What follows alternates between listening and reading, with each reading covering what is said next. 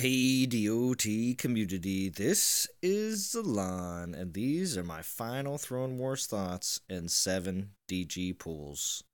So, just wanted to come on quick, not going to be a super long video. Wanted to just give a few of the pros and cons of what I thought the 2 days of the most recent Throne Wars was like, and then do my DG pools because we definitely as being on non-toxic war, we did get some divine gems from the event, plus I had some from before that, so I'm definitely going to try to cash in and see what I can get.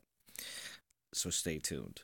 All right, so basically everything started, of course, on day one with the issues of contention, which is the major con, I believe, of day one. Is too many people had to spend time just sitting, waiting, and not being able to play. That's my biggest problem. It should always, of course, be all sorts of rating. But the pros, of course, were plenty of rating opportunities were available because all the thrones were full to complete capacity, almost all consistently throughout the entire day.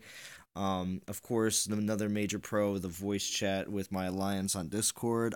We had something like 30 or 45 people abouts that were on right as the Throne Wars launched. It was super fun chatting with people all day. Was everyone had a really good time, and that's my favorite part about Throne Wars is the voice chats really.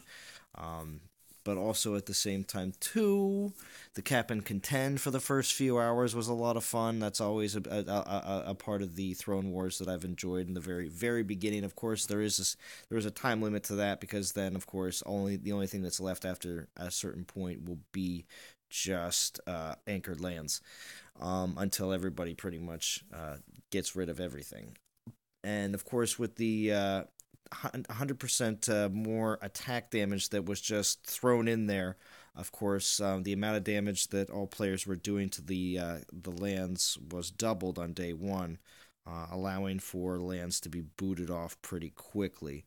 Although there was still a lot of lands available and not enough people trying, a lot of other people's, since there was such a variety of lands available, there was not enough people really trying the really hard lands.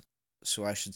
That's why my suggestion, of course, and I hear of my two suggestions here in the entire video. Only the last 12 hours should all lands be scarce, and that's what I'm going to get into here in day two.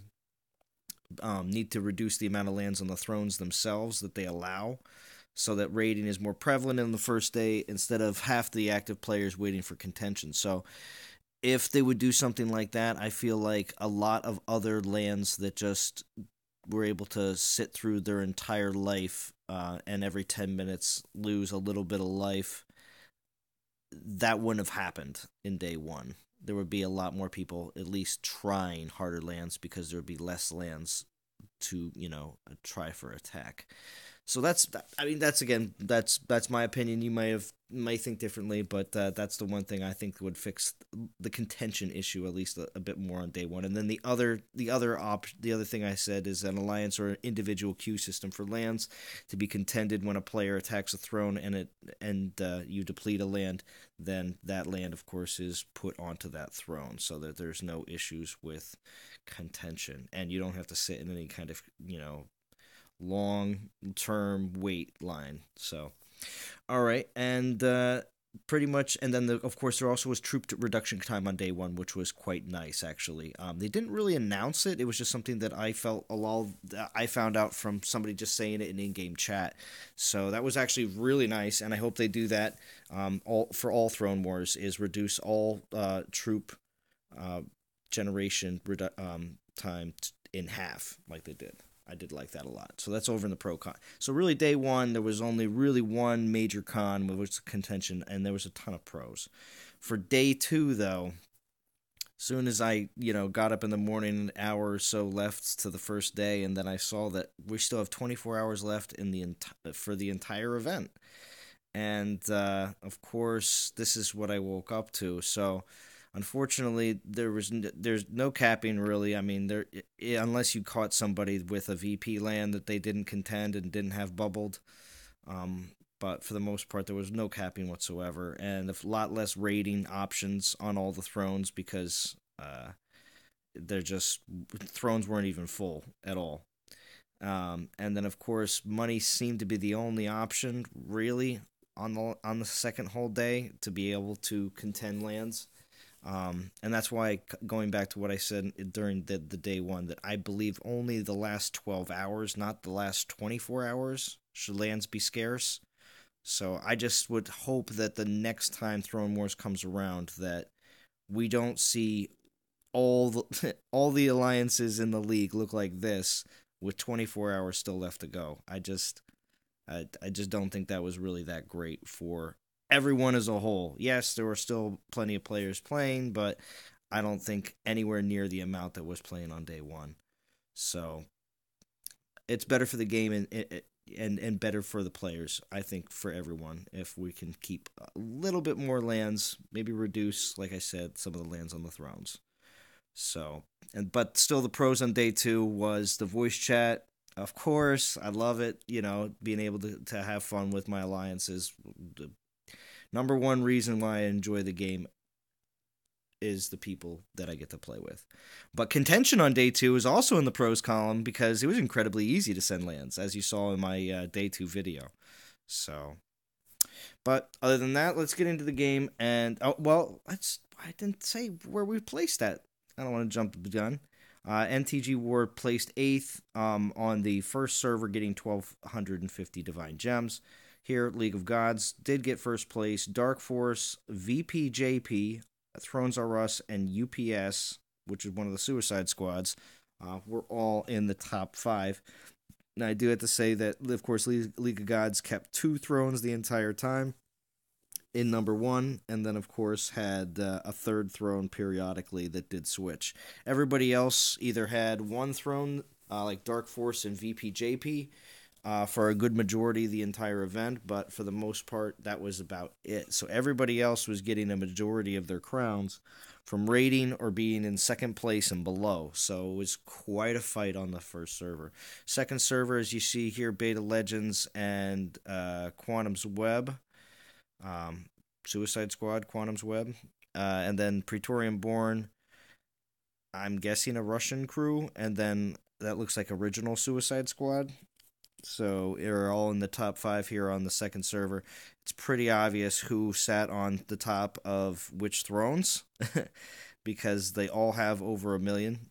So I'm assuming, I obviously wasn't there to see it all happen, but in comparison to the first server, it's not like the first server's players didn't play as hard than the second server. I think the second server had a lot of alliances that were just always at the top of that throne for the entire event.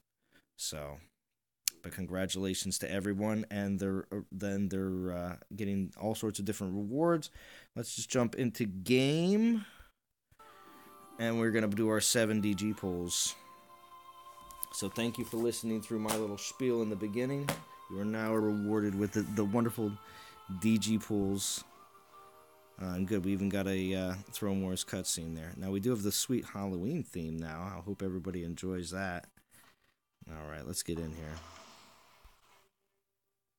So we're doing 7. I will have some left over. I was trying to get 4K Divine Gems, but unfortunately to say in the current event, I'm not going to be able to get an extra 25 Divine Gems. So, we're only going to be doing 7 this time. But wish me luck. Hopefully getting some 5-star relics. 3-star right off the bat. Hopefully that's not a sign of the luck I'm going to have. Second pull. Axe of Aesir, 4-star. Okay.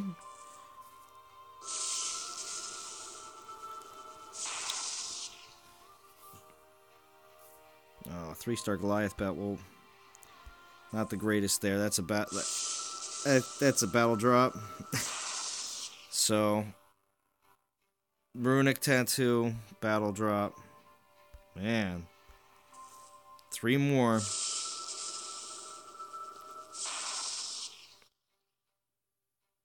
3-star avalanche. Ugh, these are horrible with these battle drops. Last 2. Orb of Duality. Alright, I like orbs. I was hoping I was going to snatch another orb, and Duality is definitely cool. So Activate Seer and Orb of Duality so far. Last pull, come on, gimme something crappy. Boo, 3-star. But I'll still throw them on some of the Titans I'm working on right now, so... because I got my mesh in the current event, so I'll probably be doing that. But alright, DOT community, thank you for staying tuned to the whole video. Make sure you slap a like on there. I got 2 4-star Activate Seer, but the Orb of Duality is definitely probably the best relic that I got out of the group. But boy, I wish I would have replaced those 3-star XPs with 4s. I'd still take the 4s over the 3s, obviously. And way too many battle drops. So, better luck next time. Stay tuned, DOT community, for coming videos of this next week. And I'll talk to you all again very soon.